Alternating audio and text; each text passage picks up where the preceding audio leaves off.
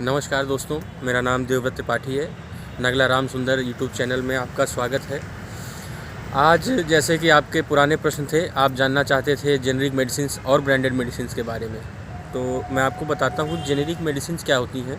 Actually जो भी दवाइयाँ होती हैं उनका जो एक्चुअल नाम होता है, जो नाम उनका साइंटिफिक नेम होता है, उसको जेनेरिक नेम बोलते हैं। जेनेरिक का कोई पेटेंट नहीं होता, वो रजिस्टर्ड नहीं होता, इसलिए उसके चार्जेस नहीं लगे हुए होते हैं। जो एक्चुअल कंटेंट नेम है उसी को जेनेरिक ब्रांड बोलते हैं, जेनेरिक मेडिसिन।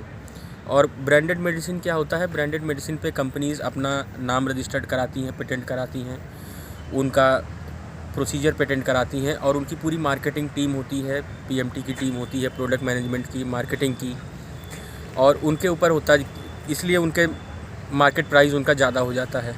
और जेनेरिक मेडिसिन सस्ती क्यों होती हैं? ज़्यादातर हमारे इंडिया में लोगों का सवाल यही होता है कि जेनेरिक मेडिसिन सस्ती हैं तो अच्छी नहीं होंगी, या उसमें कुछ ऐसा कुछ कम होगा, कुछ ज़्यादा होगा, काम नहीं करेगी। ऐसी धारणाएं लोगों के मन में हैं, जो कि गलत है। ऐसा कुछ नहीं है। जितना काम ब्रांडेड मेडिसिन करेगी उतना ही जेनेरिक भी करेगी।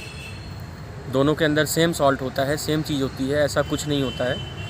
हाँ, ये है कि जेनेरिक मेडिसिन जो हैं उनके ऊपर ना ही कोई मार्केटिंग टीम काम कर रही है, तो वो जो एक्सपेंसेस हैं कंपनी के वो बच जाते हैं और वो डायरेक्ट डिस्ट्रीब्यूटर से आपके कंज्यूमर तक पहुँचती है।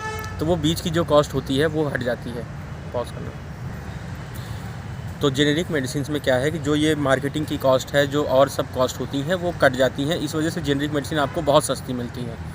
तो हम लोग क्या समझने लगते हैं कि सस्ती है तो काम नहीं करेगी, लेकिन वो काम करती है। जेनेरिक और ब्रांडेड में केवल इतना ही अंतर है।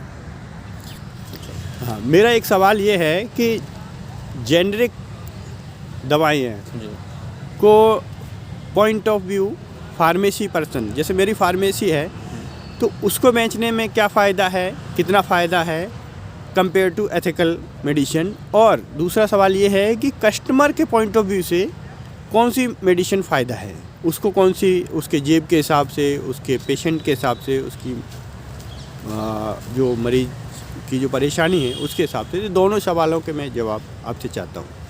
देखिए, जेनेरिक का फ़ायदा का ऐसा कुछ नहीं है। जेनेरिक मेडिसिन में और ब्रांडेड मेडिसिन में, अगर ब्रांडेड मेडिसिन आप बेचते हैं तो उसमें नॉर्मली कंपनी के अकॉर्डिंग होता है, कंपनी टू कंपनी वेरी करता है। वो 20 से 25% या 30% तक का मार्जिन होता है रिटेलर का। As a medical store shop owner आपका 20 से 25% या 30% तक, मैक्सिमम 30% तक जाता है। और जेनेरिक मेडिसिन में आपको मिल जाता है 80%, 100% या 150 से 200% तक भी जा सकता है मार्जिन।